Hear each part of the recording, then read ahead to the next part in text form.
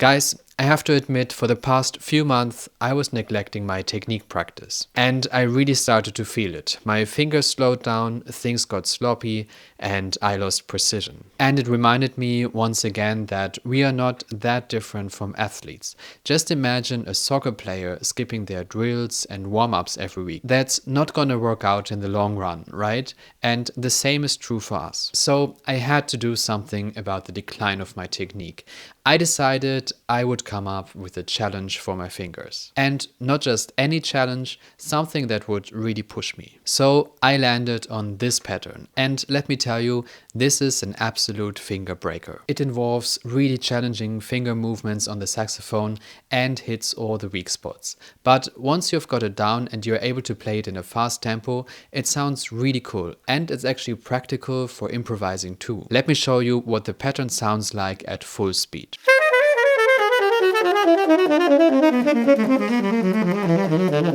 Yeah, this took me a while and I'm actually still working on it. So now let's break it down slowly and take a look at what makes this pattern so challenging and how you can use it to level up your own technique. I will show you how I practice this pattern, what to avoid when practicing it, and how to stay relaxed even when it feels impossible. So what's the concept behind this pattern? Even though it's hard to play, the concept is actually pretty easy. It's ascending minor thirds that descend chromatically. Now, this might still sound a little bit theoretical, but let's take a closer look. We start with D, going up a minor third to F, and then we continue with C sharp, going up a minor third to E, and so on. So one mistake I made in the beginning that I want to warn you about is when I came to B flat, D flat, and G, B flat, I first used the bis key. And for anyone who hasn't heard about the bis key before, this is the tiny key that you can find between the B key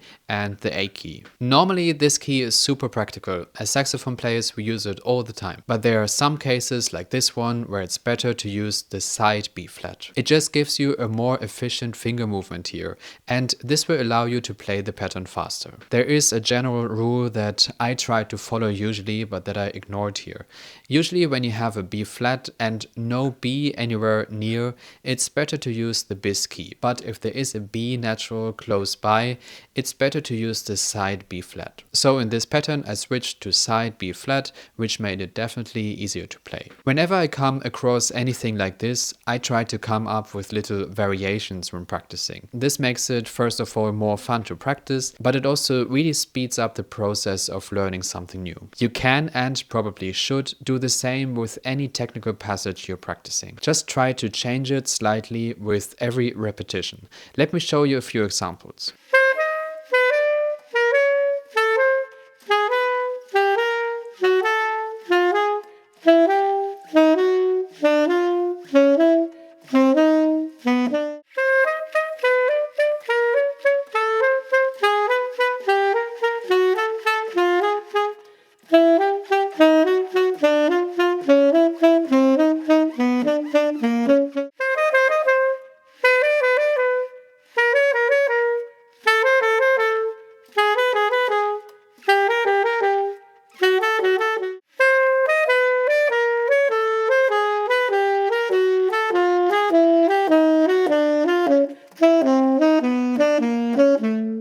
You can make these variations as weird or creative as you want. They don't have to sound nice, it's all about keeping your brain engaged. Because the worst is when you're practicing and you're actually bored. This means that your brain is bored too, and this again means that you will probably not learn much. Now let's talk about a few common mistakes that saxophone players make when practicing patterns like this. If you're doing any of these things, you will have a really hard time ever playing this pattern really fast and clean. But before we come to this, just very quickly, if you've liked this video up until this point and you would like to support me, make sure to hit the like button and maybe even leave a comment. This helps the algorithm to understand that people are interested in my videos and they're going to be pushed to more people. Also, if you don't want to miss out on future videos like this, make sure to click the subscribe button. So the first common mistake I see saxophone players do when practicing a pattern like this is that they're practicing it right away too fast. This pattern is really hard, so we have to make sure that from the beginning we are playing the right notes. And for this we have to start really, really slow. So you might want to start practicing this pattern in a tempo like this.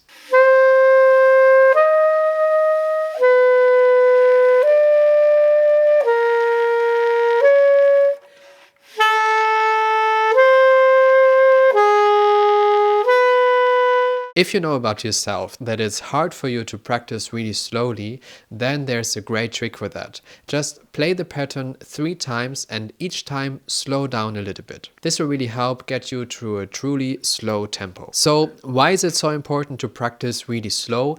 Well, if you make mistakes in the beginning, it's really hard to get them out of your system again. And this means that you will have a hard time ever playing this pattern perfectly. The second mistake I see people do is that they play with too much tension. Tension is really the enemy of playing anything fast, but we all tend to tense up when we're practicing something difficult. So for this, again, it's really important to practice slowly.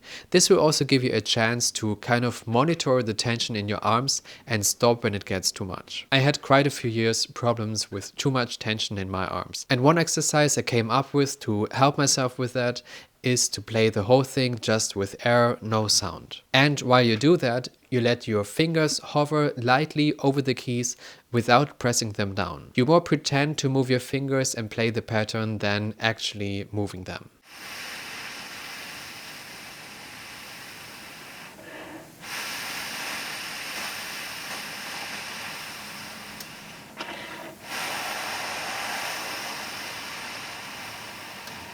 When you try this exercise for yourself, really pay attention that you don't press down the keys.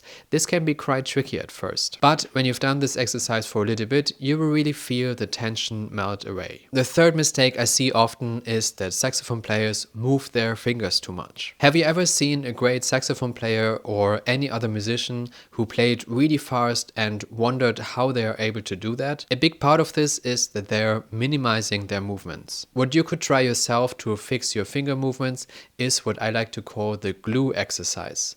And with the glue exercise, you imagine that your fingers are glued to the keys. So you play this pattern, for example, really slowly and try to never lift your fingers from the keys. For this, you will probably really have to slow down the exercise again. And of course, once you're done with this exercise, you're free to lift your fingers again. This is really a great way to make your finger movements more efficient. And without efficient finger movements, you really don't stand a chance of playing this pattern fast at all. Of course, these tips you can use not only when practicing this pattern, but also when you practice anything else that's challenging for you. If you're looking now for more finger-breaking modern jazz patterns that you can practice, make sure to check out this video next. Thanks for watching, guys. I hope this video will help you and see you next time.